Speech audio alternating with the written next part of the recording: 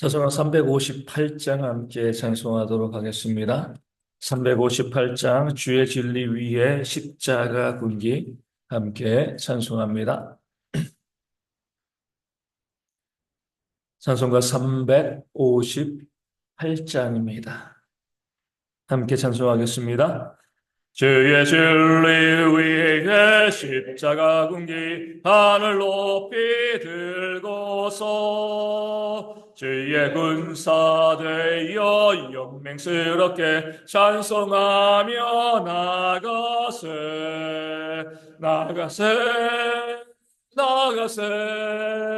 주 예수만을 위하여 목숨까지도 바치고 싸움터로 나가세 원수들이 비록 당할지라도 주의 군기 붙잡고 주의 진리 위에 용기 다하여 분발하여 싸우세 나가세 주 예수만을 위하여 목숨까지도 바치고 싸움터로 나가세 산과 들과 바다 가는 곳마다 주의 군기 날리며 밤과 고도 기쁜 승리의 소식 온 세상에 전하세 나가세 주 예수만을 위하여 목숨까지도 바치고 싸움터로 나가세 원수들은 이미 예수의 손에 하나 없이 패하고 주의 군기만이 영광스럽게 온누리 위에 날리네 나가세 주 예수만을 위하여 목숨까지도 바치고 싸움터로 나가세. 아멘. 사도신경을 우리의 신앙을 함께 고백하겠습니다. 나는 전능하신 아버지 하나님 천지의 창조주를 믿습니다. 나는 그의 유일하신 아들 우리 주 예수 그리스도를 믿습니다. 그는 성령으로 잉태되어 동정녀 마리아에게서 나시고 본디오 빌라도에게 고난을 받아 십자가에 못 박혀 죽으시고 장사된 지 사흘 만에 죽은 자 가운데서 다시 살아나셨으며 하늘에 오르시어 전능하신 아버지 하나님 우편에 앉아 계시다가 거기로부터 살아있는 자와 죽은 자를 심판하러 오십니다. 나는 성령을 믿으며 거룩한 공교회와 성도의 교제와 죄를 용서받는 것과 몸의 부활과 영생을 믿습니다. 아멘. 느헤미야 13장 8절 말씀을 함께 보겠습니다. 느헤미야 13장 8절 말씀입니다. 느헤미야 13장 8절 제가 말씀을 읽어드리겠습니다. 내가 심히 근심하여 도비아의 세간을 그 방 밖으로 다 내어 던지고 아멘. 잠시 왕에게 돌아갔다가 또 말미를 얻어 돌아온 그 느헤미야가 성전 안에서 벌어졌던 너무나 기가 막힌 그런 악한 일을 바라보게 된 거죠.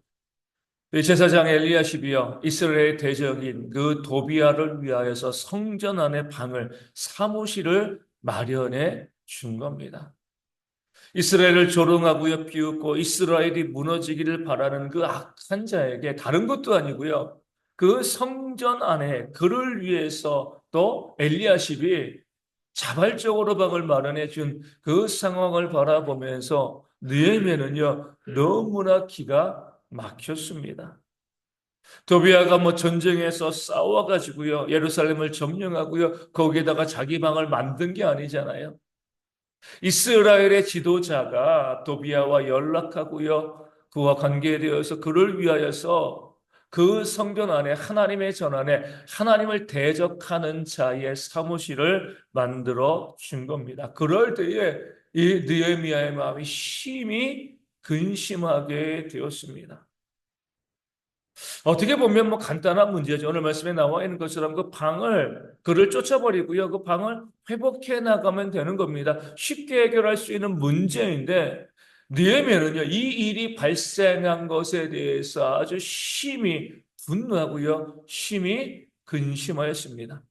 앞서 말씀드린 것처럼 이 도비아와 또 주변의 대적들이 전쟁에서 싸워서 이겨가지고 그 성전 안에 그들의 본부를 만들었으면 괜찮습니다. 이스라엘 민족들이 그 상황 가운데서 정말 하나님께 회개하고 하나님 우리가 이렇게 미약하여서 이런 일이 발생했습니다. 다시 우리가 이길 수 있게 해달라고 그들의 마음이 하나 되어지면 얼마든지 이겨낼 수 있기 때문에 그렇습니다. 외적인 그런 고난과 어려움, 외적의 침입이 아니라 그들의 내부에서부터의 부패. 그 제사장이 그 적과 내통하면서 그들을 위해서 그 사무실을 마련해 준 내적인 부패가 있었기 때문에 이 내적인 부패가요. 느헤미야의 마음을 너무나 많이 아프게 하고 열심히 근심하게 한 겁니다. 외적인 문제는 싸워서 이기면 됩니다. 백성이 마음이 하나 되었으면요 얼마든지 그 대적들을 외적들을 쫓아낼 수가 있는 건데 안에서 그 공동체 안에서 부패하게 되어지면 이것은요 정말 심각한 문제이기 때문에 그렇습니다. 이 나라가 일제에 또 식민 지배 받은 것도 마찬가지잖아요. 우리가 힘이 약해가지고요. 일본이 전쟁해가지고요. 이 나라를 식민 지배했으면 문제 없습니다. 백성들이요. 한 마음이 되었으면은요. 이 나라의 해방이 좀 더 빨라졌을 거예요. 근데 왜 문제가 된 거죠? 이 조선의 대신이라는 사람들이요. 그 내부의 적들이 그 나라를 일본에 팔아먹었기 때문에 문제가 되어진 겁니다. 싸워서 진 건 괜찮아요. 이기면 되는 거예요. 내부의 적들이 있으면요, 이것은요, 극복해 나가기가 정말 어렵습니다. 우리 일제시대에도요, 우리 이 나라 백성을 핍박한 자들은 일본만이 아니죠. 일본의 앞잡이가 된 친일파들이 같은 나라 백성들을 힘들게 하고 또 어렵게 했기 때문에 그렇게 해방의 날들이 더욱더 늦게 다가오게 된 것일 수도 있습니다. 우리 교회도 마찬가지예요. 교회가 핍박을 당하고요. 외적인 문제가 발생하면은요. 교회가 힘들고 어렵죠. 하지만 큰 문제가 되어지지는 않습니다. 오히려 그럴 때 교회는 부흥하게 되어지는 거죠. 우리가 흔히 잘 알고 있는 것처럼 교회는요. 어디 위에 세워진다고요? 순교자의 피 위에 세워진다. 아무리 외적인 세력이요, 무력으로 또 힘으로 교회를 핍박하고 압제해도요, 교회가 내적으로 든든하면은요, 고난받지만 교회는요, 더욱더 든든하게 세워질 수가 있습니다.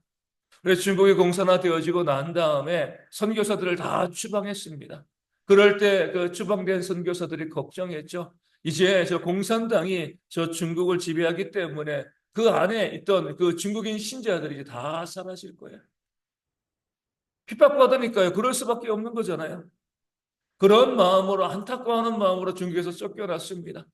그리고 수십 년이 지나가지고요. 등소평이 중국을 집권하면서 우리 개혁 개방하면서 다시 한번 선교사들이 중국으로 들어가게 되었습니다. 안타까운 마음으로 이제 중국의 교회가 신자들이 다 사라졌겠지. 공산당의 핍박 때문에. 그리고 중국에 딱 들어가서 보고 깜짝 놀란 거예요. 그들이 철수할 때보다 몇 배의 신자가 늘어난 겁니다. 엄청난 박해가 있었습니다. 엄청난 핍박이 있었지만 그 외적인 박해와 핍박은요, 교회를 더욱더 거룩하게 만들고요, 교회를 부흥케 만드는 그런 자양분이 되어졌던 겁니다. 그런데 걱정했던 그들이 있던 그 서양교회는 어떻게 되었습니까? 핍박이 없던 그 서양교회는요, 그 수십 년의 시간 동안에 교회가 완전히 무너져서 그 예배당에 술집이 되어지고요, 공연장이 되어지는 그런 일들이 벌어진 거죠. 무엇 때문에요? 그 내적인 부패 때문에 그런 거예요. 외적인 박해는 없잖아요, 서양교회 가운데. 기독교 국가들이기 때문에 뭐 그렇게 오랜 역사를 가지고 있었기 때문에 외적으로 박해하는 것은 없었지만 그 내적으로 세속화되어지면서 내적인 문제가 발생하니까요. 교회가 무너져 버린 겁니다. 외적인 박해가 있었던 중국은요, 교회가 더욱더 부흥했지만 외적인 박해 없이요, 내적인 부패가 있었던 그 서양 교회들은 다 무너지고 그 명맥을 이어가기 힘들게 되어져 버린 거죠. 내적인 문제가 얼마나 큰 것인가 성경은 우리 가운데 또 교회 역사는 보여주고 있습니다. 한국 교회도 마찬가지예요. 고난의 시기에 교회가 부흥했습니다.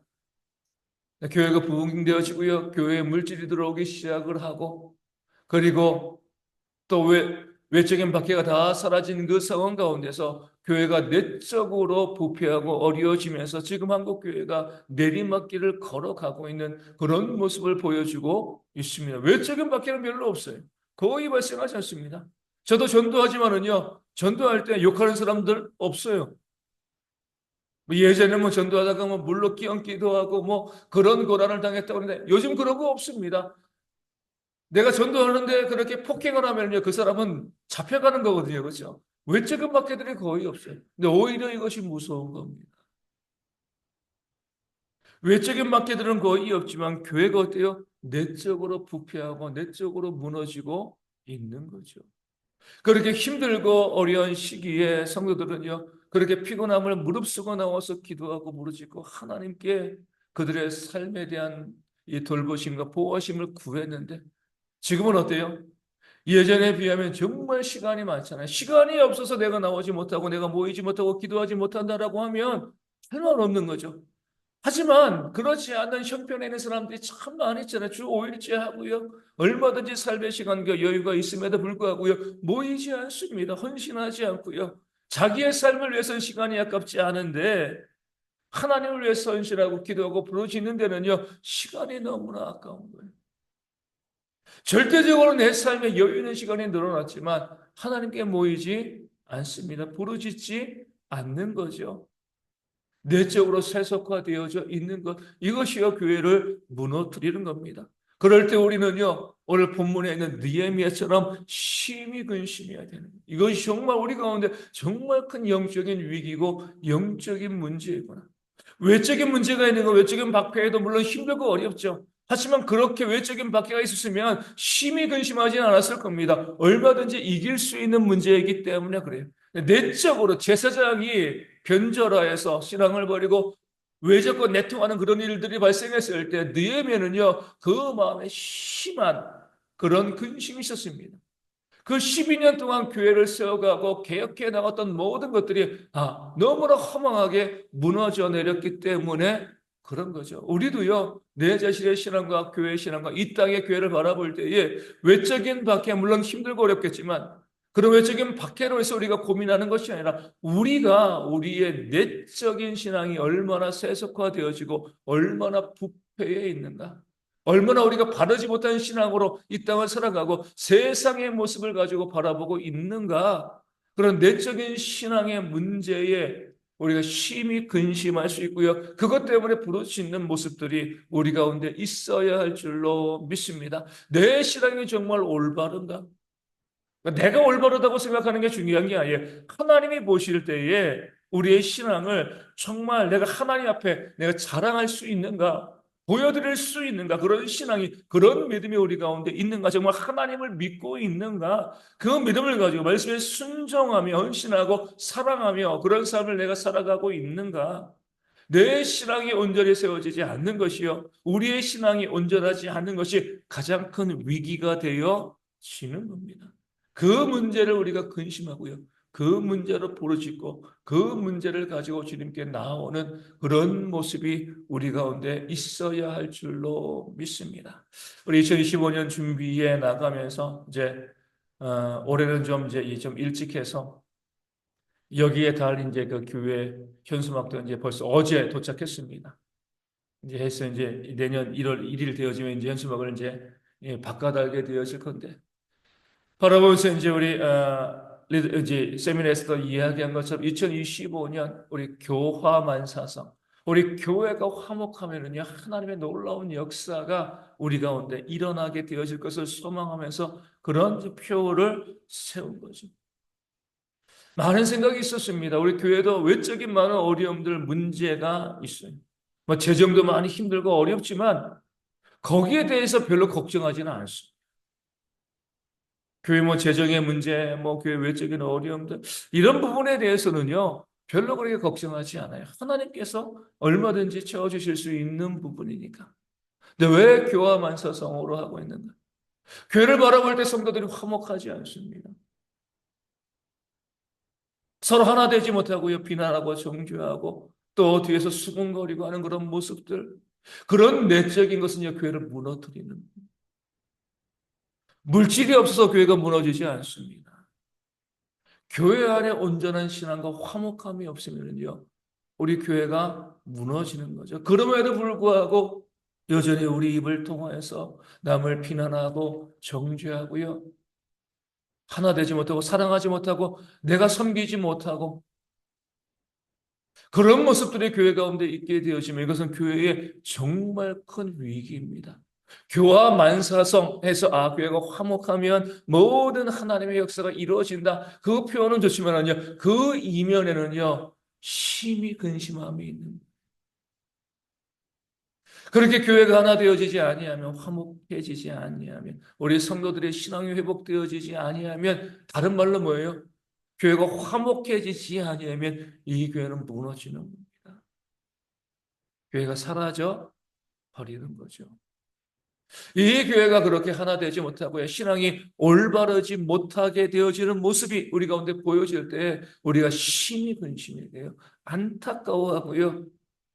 그런 모습을 회복해 나가기 위해서 부르짖는 모습들이 있어야 할 줄로 믿습니다. 그럴 때 하나님께서 이 교회에 내적인 문제를 회복하여 주시면은요, 외적인 문제는요, 자연스럽게 회복되어지는 겁니다.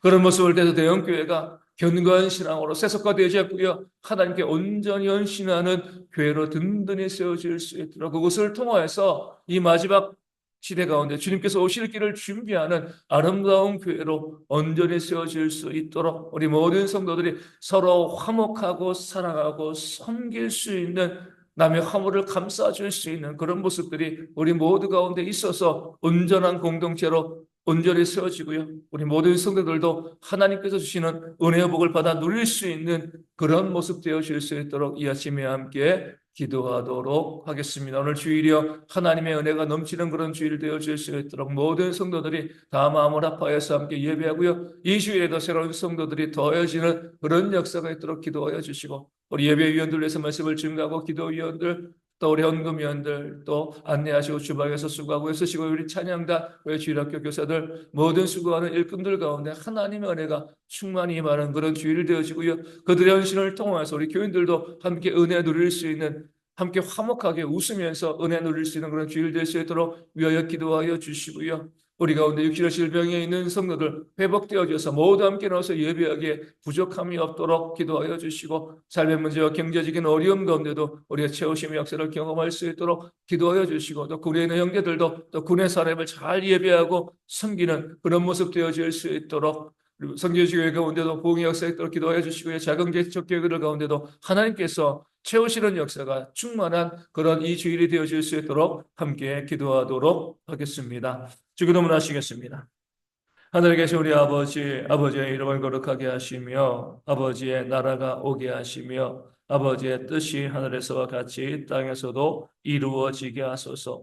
오늘 우리에게 일용할 양식을 주시고 우리가 우리에게 잘못한 사람을 용서하여 준 것 같이 우리 죄를 용서하여 주시고 우리를 시험에 빠지지 않게 하시고 악에서 구하소서. 나라와 권능과 영광이 영원히 아버지의 것입니다. 아멘. 기도하겠습니다.